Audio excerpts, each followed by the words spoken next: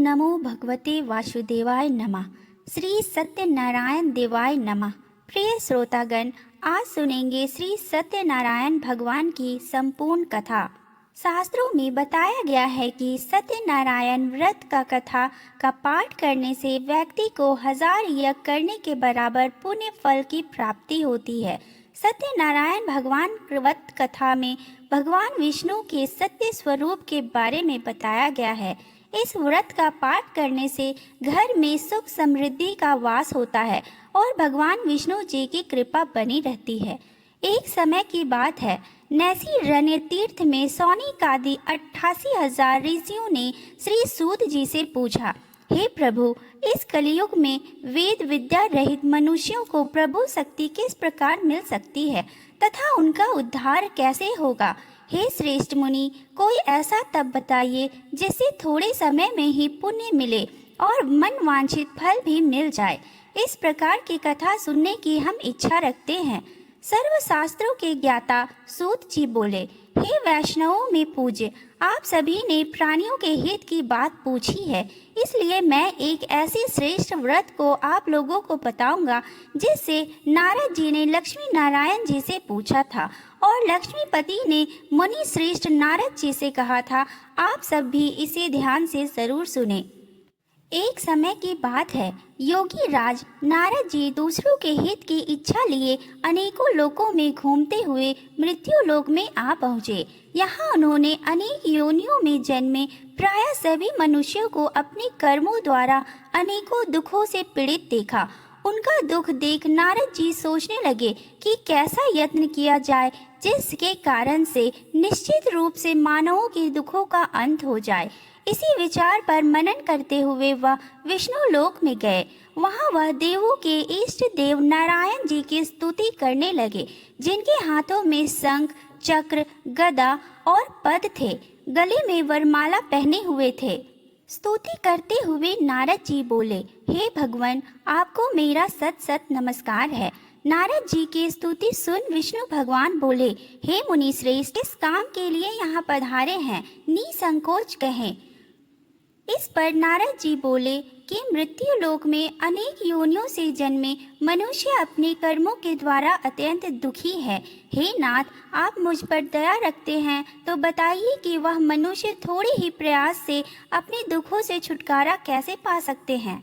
श्री हरि बोले, हे नारद, मनुष्यों की भलाई के लिए तुमने बहुत ही अच्छी बात पूछी है, जिसके कारण से मनुष्य मोह से छूट जाता है। वह बात मैं कहता हूँ, उसे सुनो। स्वर्लोक व मृत्यु लोक दोनों में एक दुर्लभ उत्तम व्रत है जो पुण्य देने वाला है। आज प्रेम वश होकर मैं उससे तुम्हें बताता हूँ। श्री सत्यनारायण भगवान का यह व्रत अच्छी तरह विधान पूर्वक करने से मनुष्य तुरंत ही यहाँ सुख भोग कर मरने पर मोक्ष पाता है। श्री हरि के वचन सुन नारद जी बोले कि उस व्रत का क्या फल है और उसका विधान क्या है? यह व्रत किसने किया था? इस व्रत को किस दिन करना चाहिए? सभी कुछ विस्तार से बताइए। नारद जी की बात सुनकर श्री हरि बोले, दुख व शोक को दूर करने वाला यह सभी स्थानों पर विजय दिलाने वाला है। मानव को भक्ति व श्रद्धा के साथ शाम को स्थित श्री सत्यनारायण जी की पूजा से ही नैवेद्य, केले का फल, घी, दूध और गेहूं का आटा सवै ले। गेहूं के स्थान पर साटी का आटा भी ले सकते हैं। शक्कर तथा गुड़ लेकर वह सभी भक्षण योग्य पदार्थों को मिलाकर भगवान का भोग लगाएं। ब्राह्मणों सहित बंधु बांधवों को भी भोजन कराएं। उसके बाद स्वयं भोजन करें। भजन कीर्तन के साथ भगवान की शक्ति में लीन हो जाएं। इस तरह से सत्यनारायण भगवान का यह व्रत करने पर मनुष्य की सारी इच्छाएं निश्चिंत रूप से ही पूरी होती है। इस काल में, कलयुग में, मृत्यु लोक में मोक्ष का यही एक सरल उपाय बताया गया है।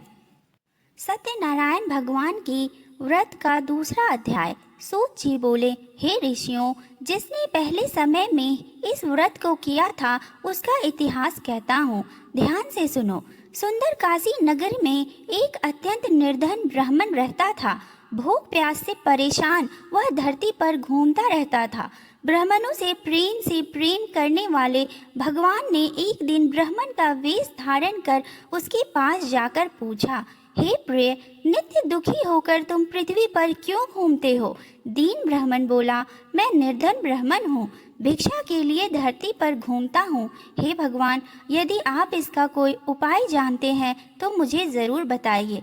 वृद्ध ब्राह्मण कहता है कि सत्यनारायण भगवान मनोवांछित फल देने वाले हैं, इसलिए तुम उनका पूजन करो। इसे करने से मनुष्य सभी दुखों से मुक्त हो जाता है।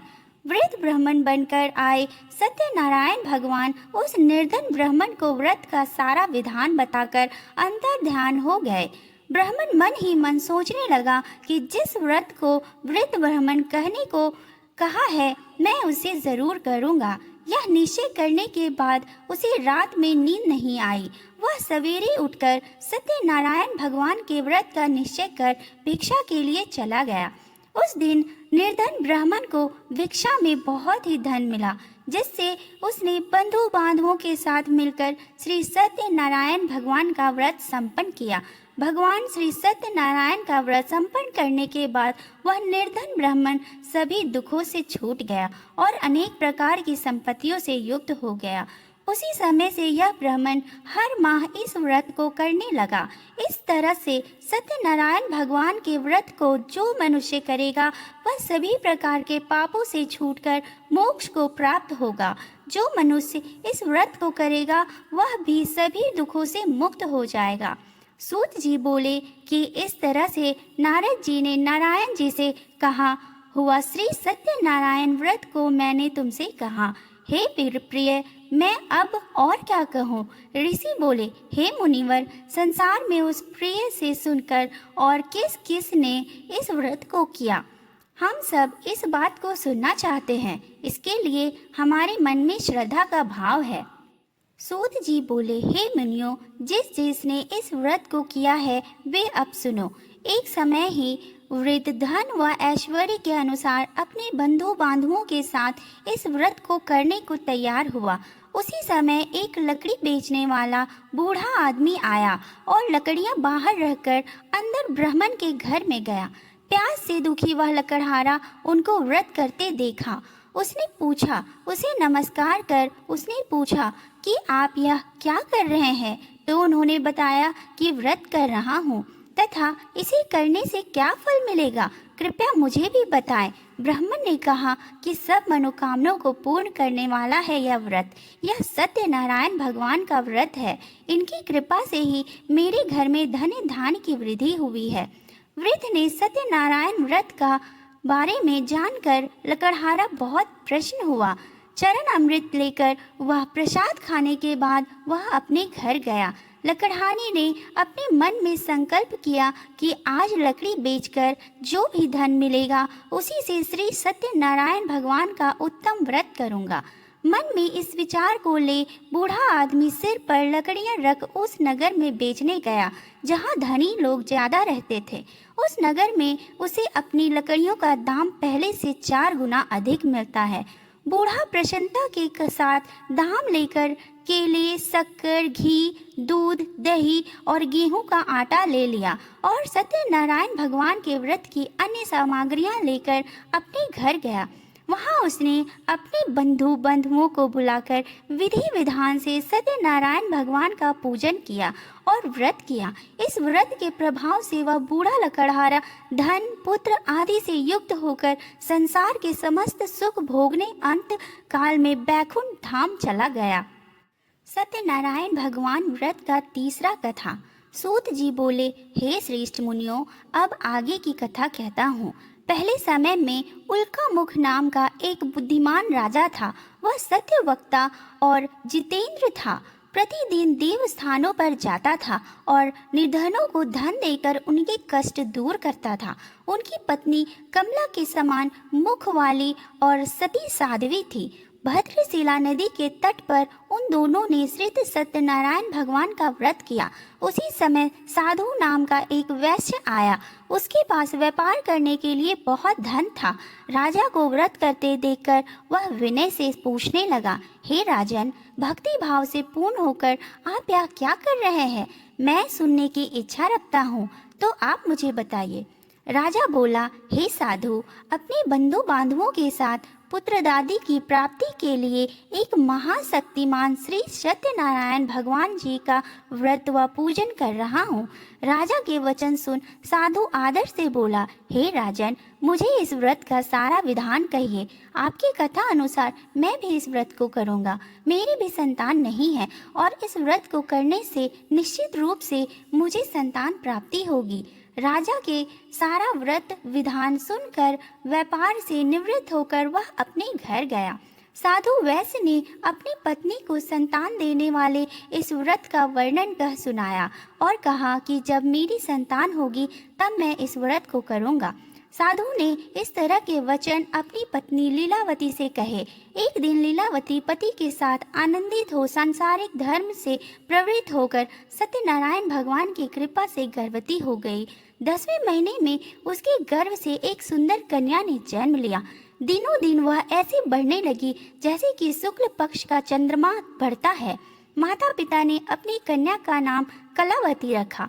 एक दिन लीलावती ने मीठे शब्दों से अपने पति को याद दिलाया कि आपने सत्यनारायण भगवान के जिस व्रत को करने का संकल्प किया था उसे करने का समय आ गया है।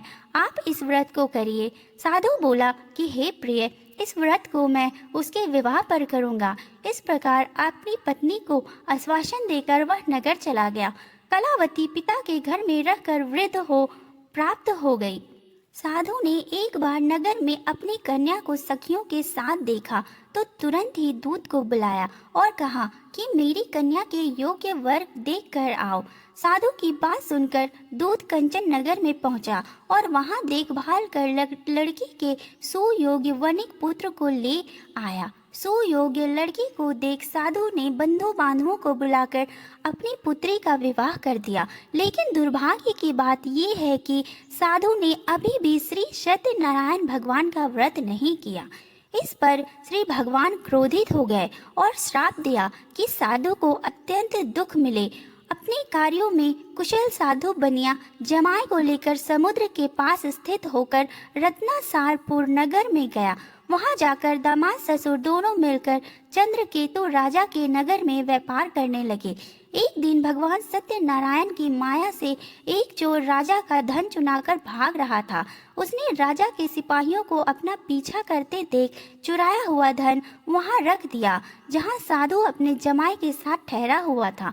राजा के सिपाहियों ने साधु वैश्य के पास राजा का धन पड़ा देखा तो वह जमाई ससुर दोनों को बंधक बनाकर प्रसन्नता से राजा के पास ले गए और कहा कि उन दोनों चोरों हम दो पकड़ लाए हैं, आप आगे की कार्रवाई की आज्ञा दें। राजा की आज्ञा से उन दोनों को कठिन कारावास में डाल दिया गया और उनका सारा धन भी छीन लिया गया। श्री सत्यनारायण भगवान के श्राप से साधु की पत्नी भी बहुत दुखी हुई। घर में जो धन रखा था उसे चोर चुरा ले गए। शारीरिक और मानसिक पीड़ा व भूख प्यास से अति दुखी हो अन्न की चिंता में कलावती के ब्राह्मण के घर गई। वहां उसने श्री सत्यनारायण भगवान का व्रत देखा, फिर कथा भी सुनी। वह प्रसाद ग्रहण कर वह रात को घर वापस आई। माता की कलावती से पूछा कि हे पुत्री, अब तक तुम कहाँ थी? मेरे मन में क्या है? कलावती ने अपनी माता से कहा, हे माता, मैंने एक ब्राह्मण के घर में श्री सत्यनारायण भगवान का व्रत देखा है। कन्या के वचन सुन लीलावती भगवान के पूजन की तैयारी करने लगी। लीलावती ने परिवार व बंधुओं सहित सत्यनारायण भगवान का पूजन किया और उसे वर मांगा कि मेरे पति तथा जमाई शीघ्र घर आ जाएं। साथ ही यह भी प्रार्थना की हम सब आपका अपराध क्षमा करें। सत्यनारायण भगवान इस व्रत से संतुष्ट हो गए और राजा चंद्रकेतु को सपने में दर्शन देकर कहा, हे राजन, तुम उन दोनों वैश्य को छोड़ दो और तुमने उनका जो धन लिया है उसे वापस कर दो। अगर ऐसा नहीं किया तो मैं तुम्हारा धन, राज्य व संतान कब सभी को नष्ट कर दूंगा। राजा को यह सब कहकर वह अंतर ध्यान हो गए। प्रातः काल सभा में राजा ने अपना सपना सुनाया। फिर बोले कि वनिक पुत्रों को कैद से मुक्त कर सभा में ले आओ। दोनों ने आते ही राजा को प्रणाम किया। राजा मीठी वाणी में बोला, हे महाअनुभवों, भाग्यवश ऐसा कठिन दुख तुम्हें प्राप्त हुआ है, लेकिन अब तुम्हें कोई भय नहीं है। ऐसा कह राजा ने उन दोनों को नए वस्त्राभूषण भी पहनाए और जितना धन उनका लिया था उससे दुगुना धन वापस कर दिया। दोनों वैसे अपने घर चले गए। सत्यनारायण भगवान व्रत का चौथा अध्याय। सूत जी बोले, वैश्य ने मंगलाचार्य कर अपनी यात्रा आरंभ की और अपने नगर की ओर चल दिए। उनके थोड़ी दूर जाने पर एक दंडी वेशधारी श्री सत्यनारायण ने उनसे पूछा, हे साधु, तेरी नाव में क्या है? अभिवानी वणिक हंसता हुआ बोला, हे दंडी, आप क्यों पूछते हो? क्या धन लेने की इच्छा है? मेरी नाव में तो बेल व पत्ते भरे हुए हैं। वैसे के कठोर वचन सुन भगवान बोले, तुम्हारा वचन सत्य हो। दंडी ऐसा वचन कह वहां से दूर चले गए। कुछ दूर जाकर समुद्र के किनारे बैठ गए। दंडी के जाने के बाद साधु वैश्य ने नित्य क्रिया के पश्चात नाव को ऊंची उठकाते देखकर अचंभा माना और नाव में बेल पत्ते आदि देख वह मूर्छित हो जमीन पर गिर पड़ा। मूर्छा खुलने पर वह अत्यंत शोक में डूब गया। तब उसका दामाद बोला कि आप शोक न मनाएं, यह दंडी का सांप है, इसलिए हमें उनकी शरण में जाना चाहिए, तभी हमारी मनोकामना पूरी होगी। दामाद की बात सुनकर वह दंडी के पास पहुंचा और अत्यंत भक्ति भाव नमस्कार करके बोला, मैंने आपसे जो जो असत्य वचन कहे थे उनके लिए मुझे क्षमा दे। ऐसा कहकर महान शोकातुर हो रोने लगा। तब दंडी भगवान बोले, हे वणिक पुत्र, मेरी आज्ञा से बार बार तुम्हें दुख प्राप्त हुआ है, तू मेरी पूजा से विमुख हुआ है। साधु बोला, हे भगवान, आपकी माया से ब्रह्मा आदि देवता भी आपके रूप को नहीं जानते, तब मैं अज्ञानी कैसे जान सकता हूँ? आप प्रसन्न होइए, अब मैं सामर्थ्य के अनुसार आपकी पूजा करूँगा। मेरी रक्षा करो और पहले के समान नौका में धन भर दो। साधु वैश्य के भक्ति पूर्वक वचन सुनकर भगवान प्रसन्न हो गए और उसकी इच्छा अनुसार वरदान देकर अंतर ध्यान हो गए। ससुर जमाई जब नाव पर आए तो नाव धन से भरी हुई थी। फिर वहीं अपने अन्य साथियों के साथ सत्यनारायण भगवान का पूजन कर अपने नगर को चल दिए। जब नगर के नज़दीक पहुँचे तो दूत को घर पर खबर करने के लिए भेज दिया। दूत साधु की पत्नी को प्रणाम कर कहता है कि मालिक अपने दामाद सहित नगर के निकट आ गए हैं। दूत की बात सुन साधु की पत्नी लीलावती ने बड़े हर्ष के साथ सत्यनारायण भगवान का पूजन कर अपनी पुत्री कलावती से कहा कि मैं अपने पति के दर्शन को जाती हूँ, तो कार्य पूर्ण कर शीघ्र आ जाना। माता के ऐसे वचन सुन कलावती जल्दी से प्रसाद छोड़ अपने पति के पास चली गई। प्रसाद की अवज्ञा के कारण श्री सत्यनारायण भगवान जी रुष्ट हो गए और नाव सहित उसके पति को पानी में डुबो दिया। कलावती अपने पति को वहां ना पाकर रोती हुई जमीन पर गिर गई। नौका डूबा हुआ देख वह कन्या को रोता देख साधु दुखी होकर बोला कि हे प्रभु, मुझसे तथा मेरे परिवार से जो भूल हुई है उसे क्षमा करें। साधु के दीन वचन सुनकर श्री सत्यनारायण भगवान प्रसन्न हो गए और आकाशवाणी हुई, हे साधु, तेरी कन्या मेरे प्रसाद को छोड़कर आई है, इसलिए उसका पति अदृश्य हो गया है। यदि वह घर जाकर प्रसाद खाकर लौटती है तो उसके पति अवश्य मिलेंगे।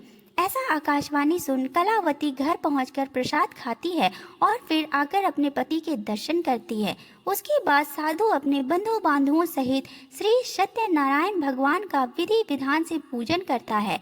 इस लोक का सुख भोग वह अंत में स्वर्ग को जाता है। सत्यनारायण भगवान की व्रत कथा का 5वां अध्याय। सूत जी बोले, हे ऋषियों, मैं और भी एक कथा सुनाता हूँ, उसे भी ध्यान पूर्वक सुनो। प्रजा पालन में लीन तुंगध्वज नाम का एक राजा था। उसने भी भगवान का प्रसाद त्याग कर बहुत ही दुख साम किया। एक बार वन में जाकर वन्य पशुओं को मारकर वह बड़े से पेड़ के नीचे आया। वहां उसने ग्वालों को भक्ति भाव से अपने बंधुओं सहित श्री सत्यनारायण भगवान का पूजन करते देखा। अभिमानवश राजा ने उन्हें देखकर भी पूजा स्थान में नहीं गया और ना ही उसने भगवान को नमस्कार किया। ग्वालों ने राजा को प्रसाद दिया, लेकिन उसने वह प्रसाद भी नहीं खाया और प्रसाद को वहीं छोड़कर अपने नगर को चला गया। जब वह नगर में पहुंचा तो वहां सब कुछ तहस नहस हुआ पाया, तो वह शीघ्र ही समझ गया कि यह सब भगवान ने ही किया है। वह दोबारा ग्वालों के पास पहुंचा और विधि पूर्वक पूजा करके प्रसाद खाया, तो श्री सत्यनारायण भगवान की कृपा से सब कुछ पहले जैसा हो गया। दीर्घ काल तक सुख भोगने के बाद मरणोपरांत उसे स्वर्गलोक की प्राप्ति हुई। जो मनुष्य परम दुर्लभ इस व्रत को करेगा तो भगवान सत्यनारायण की अनुकंपा से उसे धन्य ध्यान की प्राप्ति होगी। निर्धन धनी हो जाता है और भय मुक्त हो जाता है। संतानहीन मनुष्य को संतान सुख मिलता है और सारे मनोरथ पूर्ण होने पर मानव अंतकाल में बैकुंठ धाम को जाता है। सूत जी बोले, जिन्होंने पहले इस व्रत को किया है, अब उनके दूसरे जन्म की कथा कहता हूँ। वृद्ध शतानंद ब्राह्मण ने सुदामा को जन्म लेकर मोक्ष की प्राप्ति की। लकड़हारे ने अगले जन्म में निषाद बनकर मोक्ष प्राप्त किया। उल्का मुख नाम का राजा दशरथ होकर बैकुंठ हो गए। साधु नाम के वैश्य ने मूर ध्वज बनकर अपने पुत्र को ओर से चीरकर मोक्ष पाया। महाराज तुंगध्वज ने स्वयंभू होकर भगवान में भक्ति युक्त होकर कर्म का मोक्ष पाया। इस प्रकार श्री सत्यनारायण व्रत कथा का 5वां अध्याय संपूर्ण हुआ। प्रेम से बोलिए श्री सत्यनारायण भगवान जी की जय।